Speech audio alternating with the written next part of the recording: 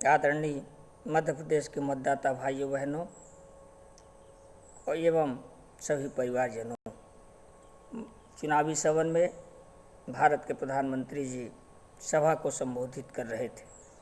उन्होंने कांग्रेस के के सिवा अपने संबोधन में महंगाई का मां नहीं बोले, बेरोजगारी का बा नहीं बोले, महिलाओं के अत्याचार, बलात्कार, हत्या या जघन्य अपराध, भय, भूख, भ्रष्टाचार के संबंध में का नहीं बोले, बा नहीं बोले, माँ नहीं बोले, कुल मिला के का से और जा तक कोई भी शब्द नहीं बोले। उन्होंने सिर्फ कांग्रेस का बोला और यदि अंग्रेजी में कहें तो INC का आई बोला। महोदय, मतदाता भाइयों बहनों, माँ का बा या रा लावा कुछ भी कहने से न आपका पेट भरता है न हमारा पेट भरता है। निश्चित रूप से प्रदेश की जनता को एक आशा थी कि प्रधानमंत्री जी आए हैं, प्रदेश के लिए कुछ नई खुशहाली लेके आएंगे, कुछ नया ऐसा करेंगे जो बदलाव होगा। 18 वर्षों के कार्यकाल में उन्होंने क्या किया, यह प्रदेश की जनता को बताने का काम करेंगे और आगे क्या करेंगे उसकी नीति बताएंगे, नियत बताएंगे। लेकिन दुर्भाग्य इस देश का और मध्य प्रदेश का कि उन्होंने अपने संबोधन में, अपने पूरे भाषण में सिर्फ कांग्रेस को घेरने का काम किया है। वो शायद ये भूल गए थे कि 18 वर्षों से मध्य प्रदेश में हमारी सरकार चल रही है और 9 वर्षों से देश के अंदर हम खुद स्थापित हैं सत्ता में। निश्चित रूप से यह इसलिए नहीं बोल पाते हैं कि इनकी ना तो स्पष्ट नीति है और न इनका काम करने का कोई नियत है। भाइयों बहनों, मध्य प्रदेश विगत 18 वर्षों से चला जा रहा है। बेरोजगार, शिक्षित, पढ़ा लिखा युवक दूसरे प्रदेशों में काम करने के लिए, मजदूरी करने के लिए विवश है। महिलाओं का शोषण, अत्याचार इतना ज़्यादा बढ़ गया है कि आज हर व्यक्ति त्राहिमाम कर रहा है। निश्चित रूप से हर वर्ग, हर जाति, हर धर्म परेशान है। कानून व्यवस्था कहीं नामो निशान नहीं है। लोकतंत्र ऐसा लगता है जैसे वेंटिलेटर पर चला गया है। आज हर व्यक्ति के अंदर भय व्याप्त है, सब परेशान हैं, सब दुखी हैं। इसके बावजूद भी माननीय प्रधानमंत्री जी कहते हैं सभा में दमदार तरीके से भाषण देते हुए कि मतदाता भाइयों बहनों, परिवारजनों, अपने आप घर जाइए और घर में अपने माता पिता, मामा, मौसी, फूफा सबसे आप पूछिएगा और सबसे पता करिएगा कि आपके 70 वर्षों के पिछड़ेपन का कारण केवल भारतीय राष्ट्रीय कांग्रेस है। निश्चित रूप से मतदाता भाई बहन सब जाएंगे, अपने घर जाएंगे, अपने परिवार जाएंगे और अपने परिवार, मामा, मौसी, काका, नाना सबसे पूछेंगे। अब पूछकर ये जानने का प्रयास करेंगे, खास तौर पर जो नव युवक हैं, नव वोटर हैं, नया मत देने जा रहे हैं। और ये पता करने का मैं आप सबसे अपनी तरफ से, कांग्रेस की तरफ से निवेदन करूंगा, एक बार पता करिए और पता करने के बाद आप एहसास करेंगे और मैं आपको विश्वास दिलाता हूं कि आपके पिताजी भी ये बताएंगे कि बेटा जिस विद्यालय में मैं पढ़ा हूँ उसको भी कांग्रेस ने बनाया है, बेटा जिस विद्यालय में तू पढ़ रहा है उसको भी कांग्रेस ने बनाया है, बेटा जिस अस्पताल में तेरा जन्म हुआ है उसको भी कांग्रेस ने बनाया है, बेटा जिस अस्पतालों में आज के बच्चों का जन्म हो रहा है उसको भी कांग्रेस ने बनाया है। कुल मिला के भारतीय राष्ट्रीय कांग्रेस की तुलना झूठ फरेब से मत करने का प्रयास करिए। कांग्रेस ने काम किया है देश प्रदेश की जनता की खुशहाली के लिए और निश्चित रूप से आपके इस कथन को हम घर घर जाकर बच्चा बच्चा जाएगा और लोगों से, अपने बुजुर्गों से, घर के अपनी पीढ़ियों से हम जानने का प्रयास करेंगे, इतिहास से भी जानने का प्रयास करेंगे कि क्या आपके बातों में कितना दम है। निश्चित रूप से 70 वर्षों के पिछड़ेपन का कारण देश की हमारी गुलामी थी, जिसको हमारे देश के नौजवानों ने, देश की माताओं बहनों ने, देश के नेताओं ने आज़ादी की लड़ाई को लड़कर, संघर्ष करके, अपनी जान की बलि देके देश को आज़ादी दिलाई है। निश्चित रूप से कहाँ कहाँ कितना झूठ बोलेंगे, झूठ से लोकतंत्र नहीं चल सकता है। झूठ से आप सत्ता में एक बार आ सकते हैं, 2 बार आ सकते हैं, 3 बार आ सकते हैं, लेकिन बार बार आएंगे यह आपकी भूल है। और इस बार मध्य प्रदेश की जनता, आप 1 रैली नहीं, 5 रैली नहीं, दिन भर में 10 रैली कर लीजिए, कोई फर्क नहीं पड़ने वाला है। मध्य प्रदेश की जनता इस बार किसी भी बहकावे में नहीं आएगी और 2023 के लोकसभा के चुनाव में भारतीय राष्ट्रीय कांग्रेस को पूरी बहुमत की सरकार ऐसी बना के देगी कि आप कुछ भी कर लो, खरीद फरोख्त इस बार नहीं कर पाओगे। भाइयों बहनों, बहुत से कुछ ऐसे नेता उभर के आए हैं जिनकी ये चुनौती रहती है कि राहुल गांधी जी हैदराबाद से चुनाव लड़ लें, और उनका समर्थन करने के लिए भी कुछ नेता आते हैं कि श्री राहुल गांधी को चुनौती स्वीकार करना चाहिए। राहुल गांधी जी देश के लोकप्रिय नेता हैं, वो कहीं से भी चुनाव लड़ें, चुनाव जीतेंगे। और ख़ास करके आज की स्थिति और परिस्थिति में, इसलिए कि देश को जानने में समय लगा, लेकिन अब सब जान चुके हैं कि देश की जनता के हर सुख दुख में कोई भी नेता अगर खड़ा होगा तो वह सिर्फ श्री राहुल गांधी खड़ा होगा। आज जनता राहुल गांधी के साथ है और राहुल गांधी हर चुनाव जीतने का दम रखते हैं, क्षमता रखते हैं। लेकिन ऐसे नेताओं को मैं चुनौती देता हूँ। राहुल गांधी तो बहुत बड़ी दूर की बात है, आप अपने क्षेत्र की बात कर रहे हो। मैं आपको मेरा लोकसभा क्षेत्र पता कर लीजिए और मैं निर्दलीय प्रत्याशी के रूप में खड़ा हो जाऊं और आप वहां से आ जाइए। मैं आपको चुनौती देता हूं कि दूरबीन लगाकर आप देखने पर आप कहीं नज़र नहीं आओगे। आप मेरी चुनौती को स्वीकार करिए। राहुल गांधी तो बात की बात है। भाइयों बहनों, इस देश को झूठ और जुमलों से इस तरह सजाया गया है। आज आवश्यकता इस बात की है कि झूठ और जुमलों की हथी निकालने की। यदि समय रहते हम आप नहीं जागे और इनको बेनकाब नहीं किए तो आने वाला निकट भविष्य हमारा और हमारे बच्चों का इतना संकट में होगा। मध्य प्रदेश कर्जा में नंबर 1, मध्य प्रदेश भ्रष्टाचार में नंबर 1, छोटा से लेके बड़ा ग्राम पंचायत से स्तर से लेकर प्रदेश में किसी भी कार्यालय दफ्तर में आप चले जाइए, हर दफ्तर में मुनाफाखोरी, घूसखोरी, इतना ज़्यादा भ्रष्टाचार कि गरीब व्यक्ति 2 वक्त की रोटी खाने के लिए मजबूर है, परेशान है। उसके पास ये पैसा नहीं है, उसके पास आय का कोई स्रोत नहीं है, सारे स्रोत, सारे संसाधन बंद हैं। केवल चुनाव का समय आएगा, घोषणा करके, फीता काट के, नारियल फोड़ के मध्य प्रदेश को ये आगे ले जाना चाहते हैं।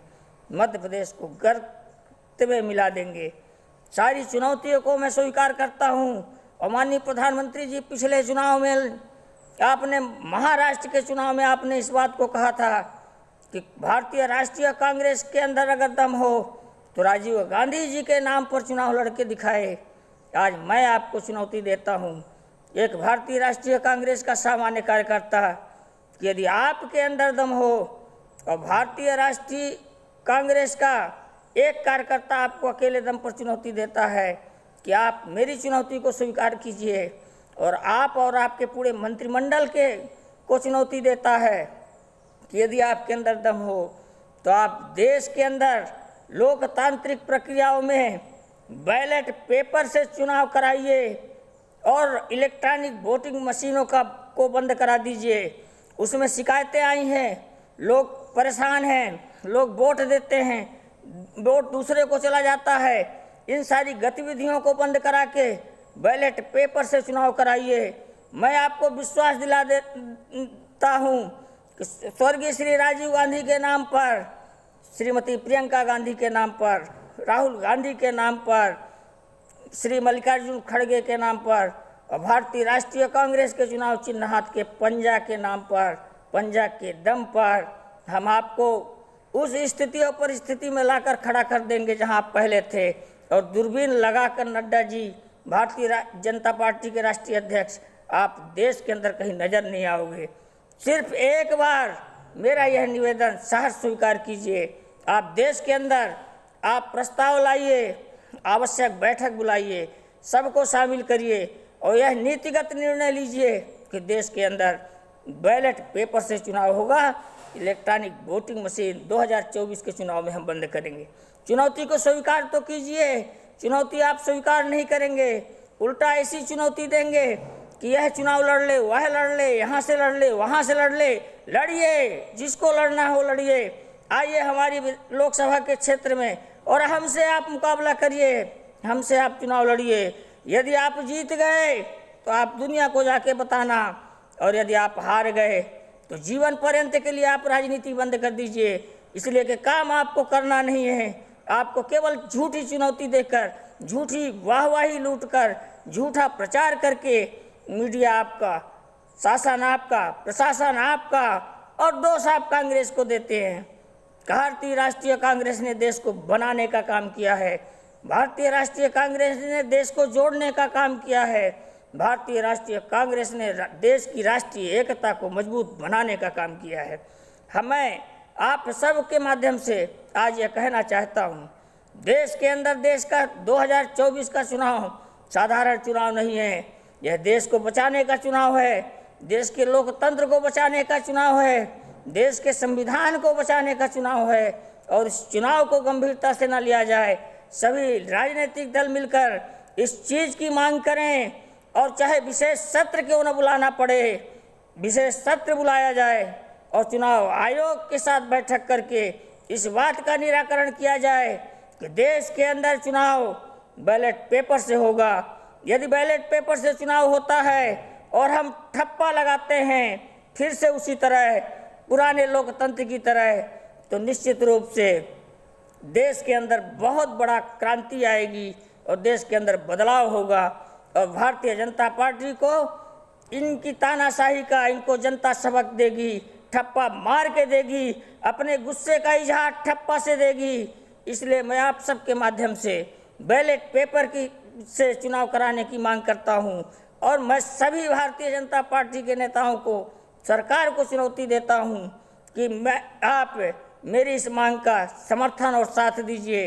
इसलिए कि देश की जनता क्या चाहती है इस बात को जानने का प्रयास कीजिए, और देश की जनता इस बात को चाहती है कि देश का चुनाव बैलेट पेपर से हो। इलेक्ट्रॉनिक वोटिंग मशीन में गड़बड़ियाँ आती हैं, मशीनें खराब होती हैं, वोट इसको डालिए उसको जाता है, गिनती में दिक्कत होती है, परिणाम में दिक्कत होती है, यहाँ तक कि अगर कुछ मतों की गिनती कम हो तो उसे एडजस्ट किया जाता है। 200, 400, 1000, 4000, 6000 वोट इधर से उधर होते हैं। यह सब लोकतंत्र के लिए घातक है और सब के लिए घातक है, हर राजनीतिक दल के लिए घातक है। यदि इस तरह की बीमारियां इस देश को मकर जाल की तरह ग्रसित कर रही हैं तो उन्हें समाप्त करने के प्रयास में सार्थक बहस करिए, आगे आइए, बंद कराइए, चुनौती को स्वीकार करिए। और आ जाइए अनुराग ठाकुर जी, आ जाइए ओवैसी जी, मैं जिस लोकसभा का हूँ आप वहाँ से चुनाव लड़िए। और मैं निर्दलीय प्रत्याशी, मैं किसी दल से नहीं आऊँगा, निर्दलीय प्रत्याशी के रूप में मैं मैदान में रहूँगा, और आप चुनाव लड़ के और चुनाव जीत के दिखा दीजिए। यदि एक कार्यकर्ता की चुनौती आप स्वीकार कर लेंगे तो मैं समझ सकता हूं कि आप राहुल गांधी को चुनौती दे सकते हैं, कांग्रेस को दे सकते हैं। और एक कार्यकर्ता की चुनौती अगर आप स्वीकार नहीं करते हैं तो आज के बाद बंद कीजिए कांग्रेस का नाम लेना, राहुल गांधी का नाम लेना। राहुल गांधी विकास का पर्याय है, राहुल गांधी देश का जननायक है, और वह है अब जननायक नहीं, भारत जोड़ो यात्रा के बाद वह देश का राष्ट्र नायक बन चुका है। और जनता के नायक को रोकने की ताकत अब देश के अंदर किसी की औकात नहीं है। इसलिए मैं आप सबसे विनती करूंगा, हाथ जोड़कर निवेदन करूंगा कि मध्य प्रदेश के लोगों, मैं भी मध्य प्रदेश से हूँ, मध्य प्रदेश का हूँ, अपने आप को जगाइए, दूसरे को भी जगाने का प्रयास कीजिए। झूठ फरेब का अंत करके पूरे प्रदेश के अंदर भारतीय जनता पार्टी को इस तरह करारी शिकस्त दीजिए कि इसके नेताओं और आकाओं को, जिनका केवल काम झूठ बोलना है और लोगों को अपने मजबूत करना है, आम जनता से कोई मतलब नहीं है, ऐसे लोगों को करारी शिकस्त दीजिए कि जिस हवाई जहाज़ से लोग जहाँ से आए हैं इन्हें पहुँचाने का काम किया जाए। और फिर से प्रदेश कमलनाथ जी के नेतृत्व में भारतीय जनता पार्टी को हराकर भारतीय राष्ट्रीय कांग्रेस की स्थापना करके फिर से रोजगार धंधे लाया जाए, लोगों को काम दिया जाए, महिलाओं को सुरक्षा दिया जाए और प्रदेश के अंदर कानून का राज्य स्थापित किया जाए। मुझे विश्वास है कि आप सब हमारे प्रार्थना को गंभीरता से विचार करके, लेकिन एक बात जरूर है कि माननीय प्रधानमंत्री जी ने 70 साल की परेशानियों का दर्द कांग्रेस को बताया है। घर जाके जरूर माता पिता मौसा भाई बहन जो भी मिलेंगे बड़े बुजुर्ग सभी से ज़रूर पूछिएगा कि 70 वर्षों में कांग्रेस ने क्या किया। करारा जवाब मिलेगा और उसी जवाब को आप अपने माध्यम से सोशल मीडिया के माध्यम से माननीय मोदी जी तक जरूर पहुंचाइएगा कि उन्हें पता चल जाए कि 70 वर्ष जिस विद्यालय में हमारा बाप पढ़ा था वह भी कांग्रेस ने बनाया था, जिस विद्यालय में मैं पढ़ा हूँ वह भी कांग्रेस ने बनाया है, जिस विद्यालय में हमारे बच्चे पढ़ रहे हैं वह भी कांग्रेस ने बनाया है। आपने 70 वर्ष किया क्या?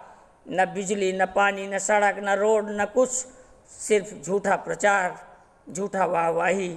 मित्रों, अब वक्त आ गया है हम आप जागृत बने, दूसरों को जागृत करें और झूठ और फरेब की ऐसी सरकार को बेदखल करें, सत्ता से हटाकर, और इनको यह एहसास दिलाएं कि यह लोकतंत्र है, जनता का शासन चलेगा, जनता के लिए चलेगा, जनता के लिए है और भारत के लोकतंत्र में जनता ही भगवान है। इन्हीं शुभकामनाओं के साथ जय कांग्रेस।